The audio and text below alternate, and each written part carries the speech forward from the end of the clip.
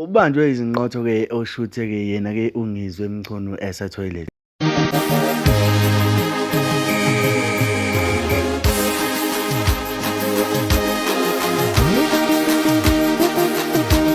Sawubona-ke siyakubingelela yena-ke uma thinta wacebisa untombi ziyamshalazela ukwazi umshazela udala zamqomisa umasana sikho mfilane nefica sushe natshela ngathi mntana womuntu ngiqombona wenkomo bawutshela ngolwazi ngana wethu ngabe usuku lakho lokuqala la ngicela ukuthi ushare usubscribe ulike okukhulu nakho-ke uma usubscribe ukuthi-ke ayikho imali yakhe ehambayo alikho idatha lakhe lihambayo usuke wenzela nje ukuthi uthole i-notification ube ngokuqala-ke othola i-notification press-ke nebheli laphana-ke ukuze kube wena okokuqala nqa othola i-notification yethu. Kanti-ke ngane wethu namhlanje sifisa-ke ukuthi sikhulume ngendaba-ke yomuntu obonakele-ke eshutha ichunu. Ngane zakwethu uzokhumbula ukuthi-ke mawukuthi usalile emavidweni ami adlule ngicela ukuthi ngilalise-ke ukuthi ichunu like lacela umkhuleko lathi yimi impela lona otholakale ebanjwa ebhosha eToilet.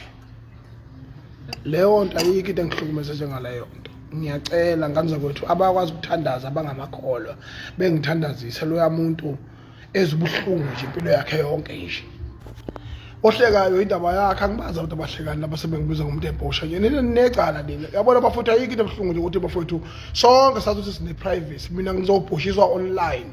Kanti-ke abaningi bebesola-ke yena-ke ugezani emva kokuba elahlekelwe ifoni-ke esethi ungalabezi-ke umnamandla-ke umthandazi walo-ke ichunu sekulahleke nefoni yakhe. Kanti-ke uzothi-ke uzokhumbula ukuthi-ke ugezani ulahlekelwe ifoni wase-ke eveza ukuthi othole ifoni yakhe akungabi-ke yibhixa ngoba-ke ubhixa izwe kuze kubi lo ndawo. Uzokhumbula-ke ugezani unsizwa laphana evela yakhe umbuso wamaciko. Ngane wethu mina sengibonisile isithombe lapha khona-ke umuntu ebeshutha khona-ke ichunu ukuthi-ke alikabonakali kodwa-ke imthandazo weyichunu siphumelele. Ngicela ukuthi-ke usubscribe for ezinye iy'ndaba ey'landelayo. Sengiphuma kanje ithi ngikulandise enye ividiyo yeyichunu lapho khona-ke likhalela umapholo bakanini nenye-ke futhi la licela khona-ke umkhuleko. Ngikuthandani.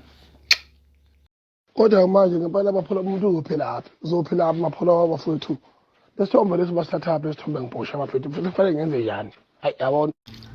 Yimi impela lona otholakale ebanjwa ebhosha eToilet.